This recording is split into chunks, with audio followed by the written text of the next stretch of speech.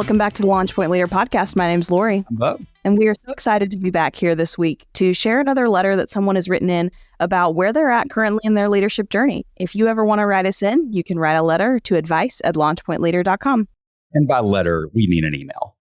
Of course. Okay, yeah. Yes. Please digitally write your letter and send that to us. You can mail it in. It's just going to take a while. It will. A lot quicker. It will be better. Okay, great. We appreciate it. Just point of clarity. Yeah. So the letter today says, Dear Launch Point, I wanted to write in and ask if you could expand on something you guys spoke about a few weeks ago. You talked for a moment about feeling like a fraud, and I wanted to hear more. Lately, I've been grappling with these intense feelings of imposter syndrome. Despite my achievements and successes, I can't shake off this belief that I'm not truly deserving of the opportunities I've been given. It's as if I'm constantly waiting for someone to call me out and to reveal that I'm not as competent or as capable as others perceive me to be. This mindset is leading to self-doubt, anxiety, and just a lack of confidence in my own abilities. I'm constantly questioning whether I belong in the roles I occupy or if I've simply been lucky enough to stumble into them. I know I'm not alone experiencing these feelings, which is why I'm so glad to hear you touch on this for a moment. Could you perhaps dedicate an episode to discussing imposter syndromes in more depth? I believe that many of your listeners, myself included, would greatly benefit from hearing your perspective on this topic. Thanks for taking the time to read my letter. I've really been enjoying the podcast so far and can't wait to hear more. Warm regards, Imitating Success. Well, I'm glad you've enjoyed the podcast so far. Right. Make sure you've liked it. You share it with all your friends. Subscribe. Definitely. Continue to write in. Imposter syndrome, man, that sounds scary. It's a syndrome. It is. It's what it's called, right? Yeah. Look, I think it's a real deal. And we did touch on it a little bit last time. And I believe if I remember correctly, one of the things that I said when I felt like a fraud is oftentimes it went back to me not being fully prepared, and not doing the work that I needed to do to really contribute to whatever it was that I was doing or involved in. So I would kind of start back there and go, just, is that a possibility for you? If that's not, I think one thing that's always been helpful for me is that I definitely don't think you stumble into a leadership role. You might stumble through it, but you don't stumble into it. Someone saw something in you that you might not see in yourself, and they care so much, or they believe in you so much, that they're going to entrust you with something they care about deeply. And I think we can forget that as leaders sometimes, that someone else sees this in us. It's not just us trying to fake it till we make it. It's someone actually believes I can do this. So, man, use that for some belief. If you've been put in that position and you're working for a decent company, you're not going to be in that position if they don't think you can do it. So just know that someone believes in you. I think this idea of self-doubt, anxiety, I think so much of that is just, self-doubt. It is on us, created by us. We are often the hardest on ourselves. And a lot of this doubt that we can't do it or that I'm a fraud, so much of that comes internally that we just got to pause sometimes and take a step back and go, okay, actually, I'm doing okay. I really am. I'm doing okay here. These people are following me. Like we're going along just fine. Yeah. So maybe take some of that pressure and just go take a deep breath.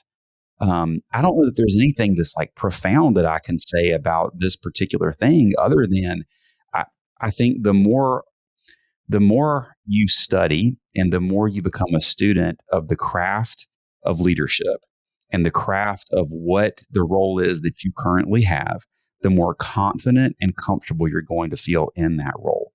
So how much are you studying? How much are you practicing? How much are you seeking growth?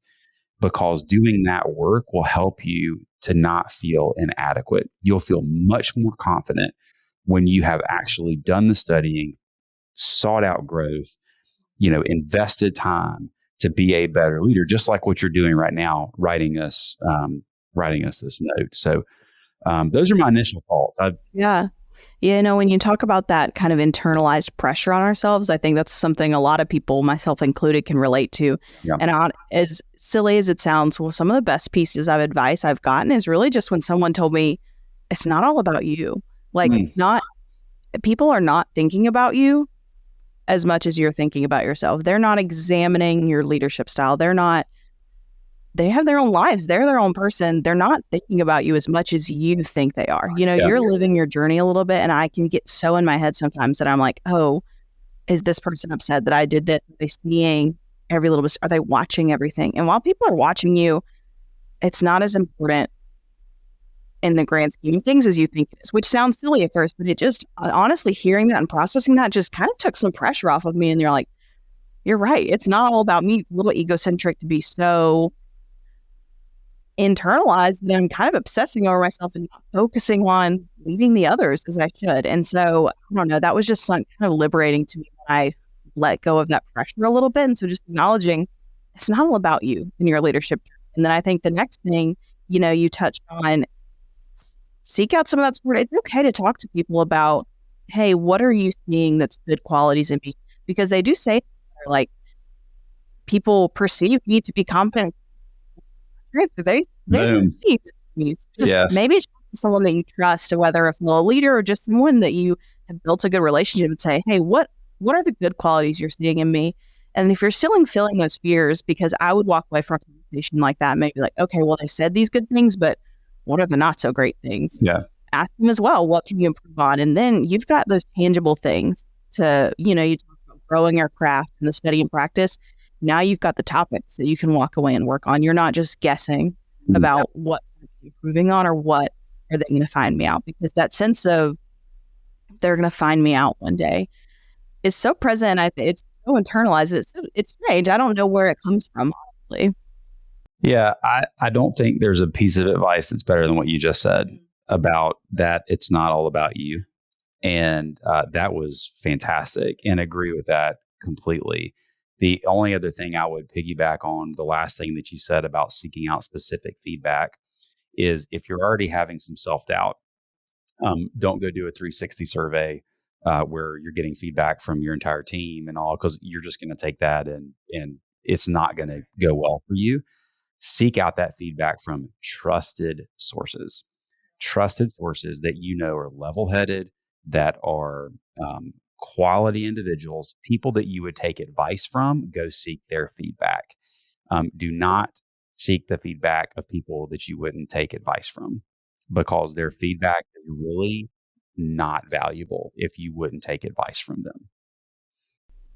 Wow, that's really cool. Don't seek the feedback if you're not going to take that advice from them. Yeah. If you're not going to seek them out for advice, then don't seek them out for feedback. Yeah. So and that's good, because, we've talked about in previous episodes, like building that good support system. And that's where that can come in place when you're feeling these things. Those are the people you want to take advice from. So getting that feedback can really help you feel settled. Do this imposter syndrome with your letter. Write us back in again. Make sure we've got your contact information, because I can't think of it right now. There is some work that's been done on imposter syndrome and leadership, and I didn't come with that readily available on the tip of my tongue today. But write us back in so that I can make sure to connect you with that, and we can share it on our website as well. But there is some additional work that's been done on this with some practical ways that can help you. So we'll connect you with that resource as well. Yeah, and we'll share that out, like you said, on the website or on our social media as well. So other people that are probably going through the same thing, because you're right. When you said this, imitating success, it's not just you that feels this way. It can be a very common issue, and not just for those that are in the beginning of their leadership journey. I think it can come up as you continue to rise, change roles, maybe change companies. If you're not dealing with the root and the cause of these issues, it's just going to reignite anytime anything changes, which, as life goes, is going to change all the time. It is. I think the thing to keep in mind is you've hit the nail on the head. You said other people perceive you as competent. Other people are following you. Like, you're in this role. People believe in you. Take a breath and just know that you're okay. Yeah. And it's not all about you. Seek out some specific feedback. Go do the work to study, seek growth, practice, and just breathe, and you'll be okay. Yeah. That's awesome.